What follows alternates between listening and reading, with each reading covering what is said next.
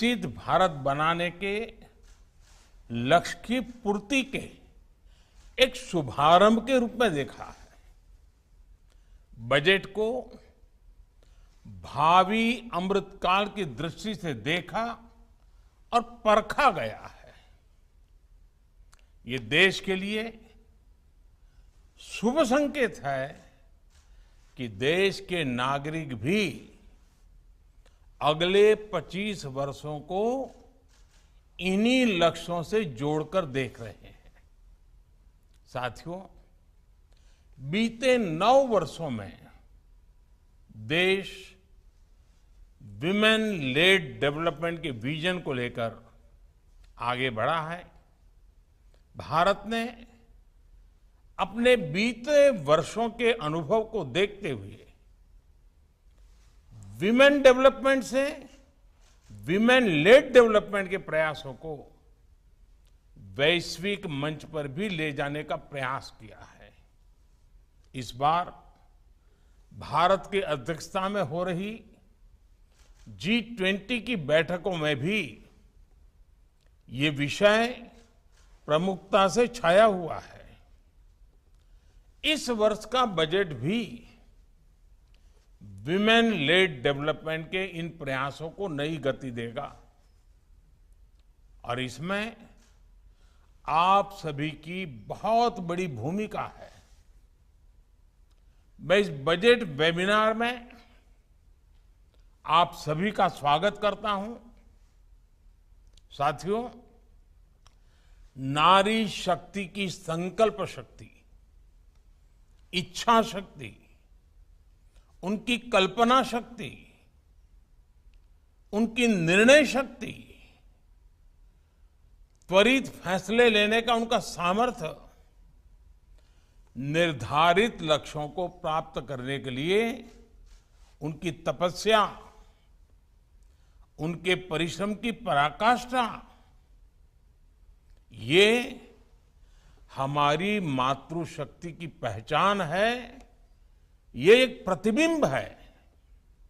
जब हम women lead development कहते हैं तब उसका आधार यही शक्तियां हैं। मां भारती का उज्जवल भविष्य सुनिश्चित करने में नारी शक्ति का यह सामर्थ्य भारत की अनमोल शक्ति है। यही शक्ति समूह इस शताब्दी में भारत के स्केल और स्पीड को बढ़ाने में बहुत बड़ी भूमिका निभा रही है। साथियों, आज हम भारत के सामाजिक जीवन में बहुत बड़ा क्रांतिकारी परिवर्तन महसूस कर रहे हैं।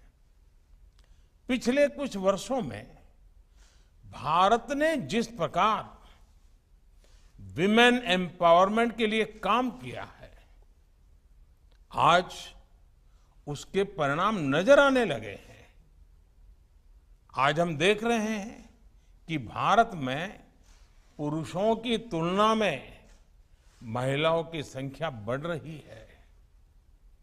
पिछले 9-10 वर्षों में हाई स्कूल या उसके आगे की पढ़ाई करने वाली लड़कियों की संख्या 3 गुना बढ़ी है।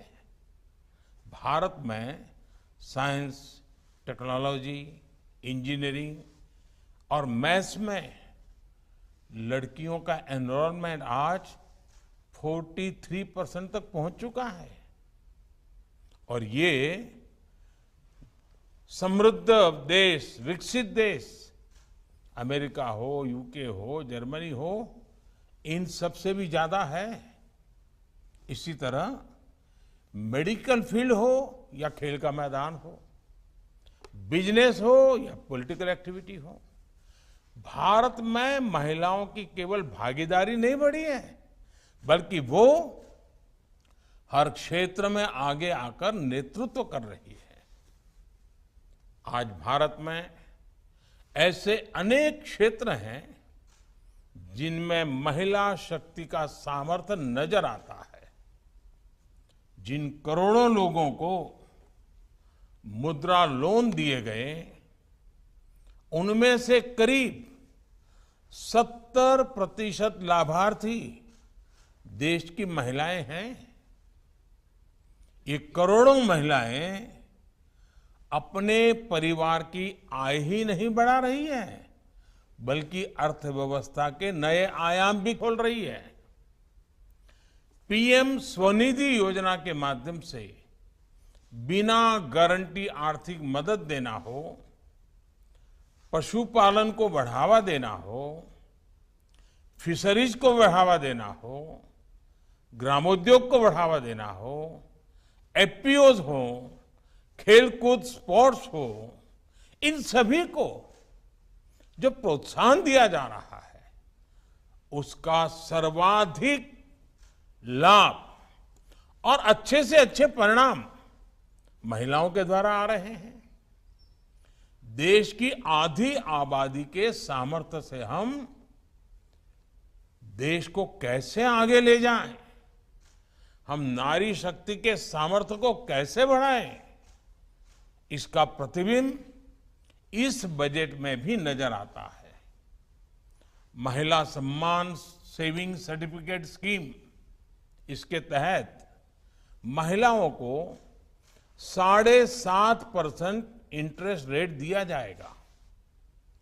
इस बार के बजट में पीएम आवास योजना के लिए करीब 80,000 करोड़ रुपए रखे गए हैं। ये राशि देश की लाखों महिलाओं के लिए घर बनाने में काम आएगी। भारत में बीते वर्षों में पीएम आवास योजना के जो 3 करोड़ से अधिक घर बने हैं, उनमें से अधिकांश महिलाओं के ही नाम है। आप कल्पना कर सकते हैं, वो भी एक जमाना था जब महिलाओं के लिए न तो कभी खेत उनके नाम होते थे, न खलिहान उनके नाम होते थे, न दुकान होती थी, न घर होते थे। आज इस व्यवस्था से उन्हें कितना बड़ा सपोर्ट मिला है। पीएम आवास ने महिलाओं को घरते आर्थिक फैसलों में एक नई आवाज दी है। साथियों, इस बार के बजट में नए यूनिकॉर्न्स बनाने के लिए, अब हम स्टार्टअप की दुनिया में तो यूनिकॉर्न सुनते हैं, लेकिन क्या सेल्फ हेल्प ग्रुप में भी ये संभव है क्या? ये बजट उस सपने को पूरा करने के लिए सपोर्ट करने वाली घोषणा लेकर के आया है। देश के इस विजन में कितना स्कोप है, ये आप बीते वर्षों की ग्रोथ स्टोरी में देख सकते हैं। आज देश में 5 में से 1 नॉन फार्म बिजनेस महिलाएं संभाल रही हैं। बीते 9 वर्षों में 7 करोड़ से ज्यादा महिलाएं सेल्फ हेल्प ग्रुप में शामिल हुई हैं और वो अलग अलग क्षेत्रों में काम कर रही हैं। ये करोड़ों महिलाएं कितना वैल्यू क्रिएशन कर रही हैं, और इसका अंदाज आपको इनकी कैपिटल रिक्वायरमेंट से भी लगा सकते हैं। 9 वर्षों में इन सेल्फ हेल्प ग्रुप्स ने 6.25 लाख करोड़ रुपए का लोन लिया है। ये महिलाएं केवल छोटी एंटरप्रेन्योर ही नहीं है, बल्कि एक ग्राउंड पर सक्षम रिसोर्स पर्सन का काम भी कर रही है। बैंक सखी, कृषि सखी, पशु सखी के रूप में ये महिलाएं गांव में विकास के नए आयाम बना रही हैं। साथियों, सहकारिता क्षेत्र, उसमें भी महिलाओं की हमेशा बड़ी भूमिका रही है। आज कोऑपरेटिव सेक्टर में आमूलचूल बदलाव हो रहा है। आने वाले वर्षों में 2 लाख से ज्यादा मल्टीपर्पज कोऑपरेटिव, डेयरी कोऑपरेटिव और फिशरीज कोऑपरेटिव बनाए जाने वाले हैं। 1 करोड़ किसानों को नेचुरल फार्मिंग से, प्राकृतिक खेती से जोड़ने का लक्ष्य रखा गया है। इसमें महिला किसानों और प्रोड्यूसर ग्रुप्स की बड़ी भूमिका हो सकती है। इस समय देश ही नहीं, पूरी दुनिया में मिलेट्स यानी श्री अन्न को लेकर जागरूकता आ रही है, उनकी डिमांड बढ़ रही है। ये भारत के लिए एक बड़ा अवसर है। इसमें महिला सेल्फ हेल्प ग्रुप की भूमिका को और बढ़ाने के लिए आपको काम करना होगा। आपको एक और बात याद रखनी है, हमारे देश में 1 करोड़ आदिवासी महिलाएं सेल्फ हेल्प ग्रुप में काम करती हैं। उनके पास ट्राइबल क्षेत्रों में उगाए जाने वाले श्री अन्न का पारंपरिक अनुभव है। हमें श्री अन्न की मार्केटिंग से लेकर इनसे बने प्रोसेस्ड फूड्स से जुड़े अवसरों को टैप करना होगा। कई जगहों पर माइनर फॉरेस्ट प्रोड्यूस को प्रोसेस करके मार्केट तक लाने में सरकारी संस्थाएं सहायता कर रही है। आज ऐसे कितने सारे सेल्फ हेल्प ग्रुप रिमोट इलाकों में बने हैं, हमें इसे और व्यापक स्तर पर लेकर जाना चाहिए। साथियों, ऐसे तमाम प्रयासों में युवाओं के, बेटियों के स्किल डेवलपमेंट की बहुत बड़ी भूमिका होगी। इसमें विश्वकर्मा योजना एक बड़े ब्रिज का काम करेगी। हमें विश्वकर्मा योजना में महिलाओं के लिए विशेष अवसरों को पहचान कर उन्हें आगे बढ़ाना होगा। जेम पोर्टल और ई कॉमर्स भी महिलाओं के व्यवसाय को विस्तार देने का बड़ा माध्यम बन रहे हैं। आज नई टेक्नोलॉजी का फायदा हर सेक्टर ले रहा है। हमें सेल्फ हेल्प ग्रुप्स को दी जाने वाले ट्रेनिंग में ज्यादा से ज्यादा नई टेक्नोलॉजी के प्रयोग पर बल देना चाहिए।